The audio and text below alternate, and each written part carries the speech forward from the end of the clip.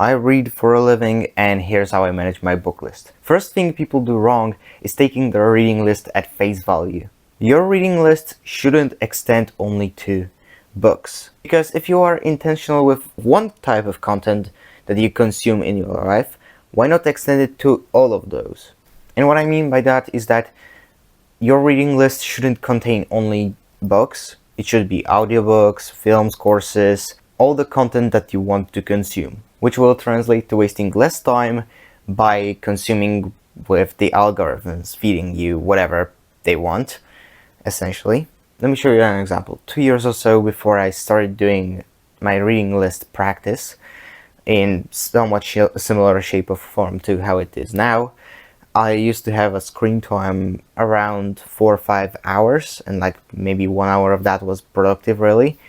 And after creating that reading list, and just because of that, I kind of limited my screen time down to like 2-3 hours. So it cut like unproductive time on my phone like by half practically.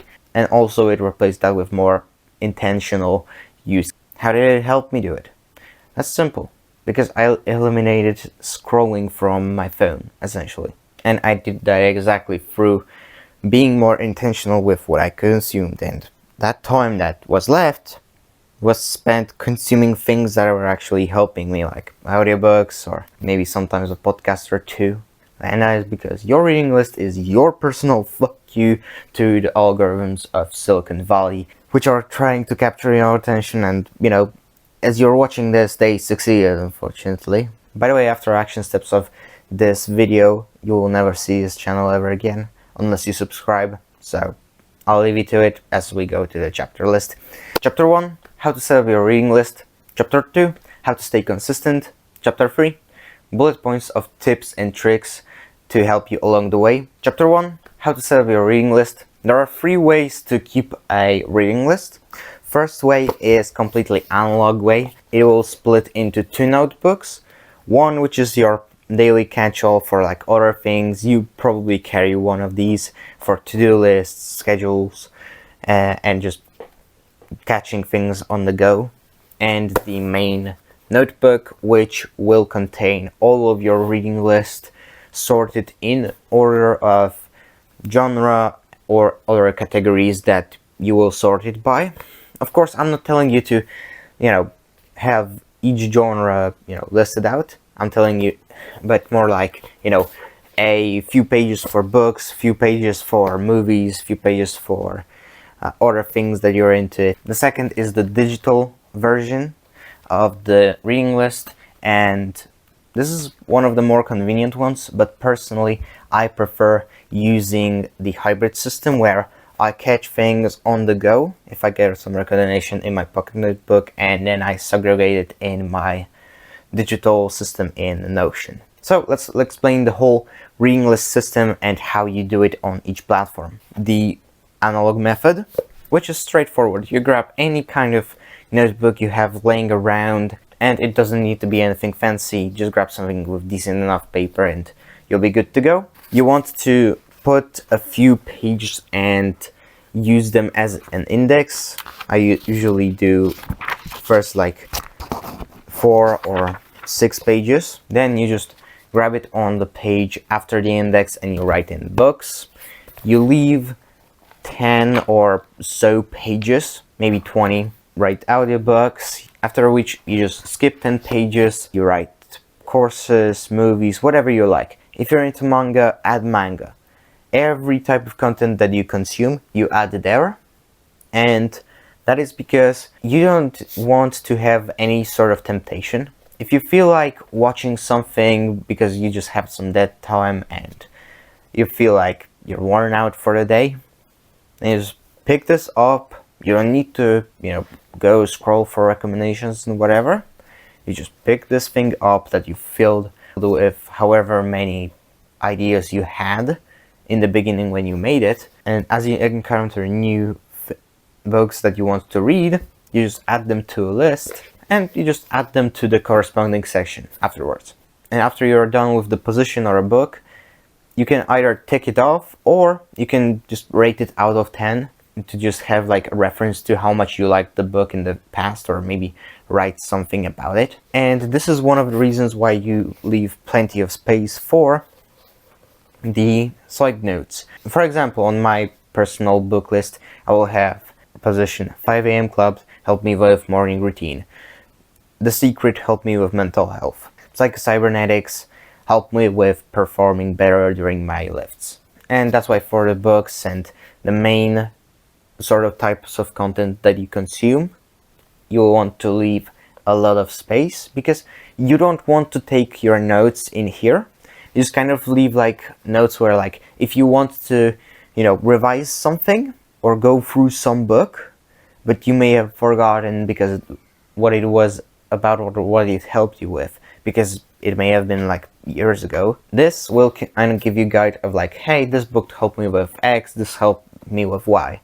And like, if you have X issue, you just look for the book that helped you with X previously, and then you revisit it and go through your highlights. Naturally, same you will do if you start with a digital system, but instead of creating like subsections in your notebook by flipping a few pages, you will just open a new folder in Notion, and you will start to add another like folders into it, which will contain the recommendations for the books and etc. And personally, the reason why I chose Notion is just convenient, because I could use my phone to add things on the go, which I thought will be a good thing, which, yeah, it was kind of a good thing, but I was getting distracted a few times when I just thought, wow, this book would be pretty good, to read when I heard it on a podcast. But by the time, I got myself to Notion, I kind of got distracted in between, so a lot of the times I just kind of forgot what I was about to write down. So it's like, it was annoying, right? A pocket notebook is just a better way to go about it from my trial and error. And I was carrying one anyways for my schedule, for my to-dos and other things. So, well, I just moved on into here. And I keep my main digital reading list by each week, just dedicating like 10 minutes on each Sunday in the evening to just transfer all my reading list related entries from my pocket notebook into the main reading list and kind of sort them. And if you're using an analog system, you also want to either have ribbons in your notebook for like the bookmark and leave it in the most important section, which is either reading section or whatever section you care most about. But what I would also do is I would just make like a quick pull tabs from like tape on the pages where like a section that is important starts. So if you want to promote, reaching for something, some of these sections more, like, you make a tab on the courses section, you make a tab on audiobook section, you obviously keep your ribbon on the book section, and this will encourage you to kind of reach for them more habitually, because it will just be more convenient for you than just looking through to your bit less productive section. Chapter 2, staying consistent. For this, we're gonna need to split this section into two. First part, where I will teach you how to not forget about your reading list, and second part, where I will teach you how to stay accountable and to actually keep to it. For the first section, I will just advise you to first have something that reminds you about it. At first, I would get a pocket notebook. If you're not carrying one, if you don't have one, just start carrying some. It doesn't need to be like any sort of fancy thing. This has been like $3 notebook of a random brand. The most important part of it is that it will weigh down in your pocket and you will feel it. And for a lot of people, this may be enough. And one thing that is crucial about it, that every time you look into it, you need to have, something to kind of have on the hand. So if you have a full digital list on your Notion, you transfer a few things, a few points from it into your pocket notebook, because simply, if you will need to be reaching for a Notion, it'll be kind of annoying. So what I would do is not only have a little section here, 1 or 2 pages of like content that you can just consume on your phone in like downtime. Like for example, just write in a few names of audiobooks you would like to listen to while, I don't know, you're commuting or you're waiting in line or whatever. You can write in some podcasts, whatever you like. Another thing you can do to stay accountable is intertwine your content consumption into your schedule. And some of you may think that, oh, it's kind of stupid to like plan to consume content, wouldn't it be? But is it strange to put breaks into your schedule? No, which means nonetheless that you can just plan to consume things as rewards or as a, part of your schedule. Like if you habitually read about the same time every day, just put it in your schedule and choose the book that you'll be reading the day before. And if you feel like, switching, if it's on your reading list, that's fine. But choosing the book in advance will kind of like save you the mental bandwidth of making a choice, and you may get an extra like 15 minutes of being productive just by avoiding that one choice, actually. So that's pretty neat. Simply, if you really struggle with remembering to do something, and the third method is to have a very obvious visual reminder. It can be just wearing a different watch, but that's kind of vague, and like you will kind of forget about that because you'll be getting used to it.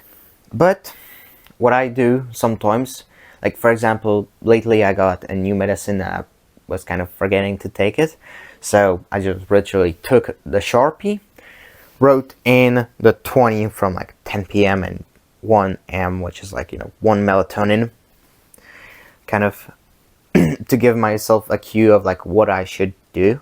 So like this is like last resort. Like if you need this sort of thing, like a mark to like kind of like remind yourself, look at your reading list. Like you can just kind of like do like a picture or whatever.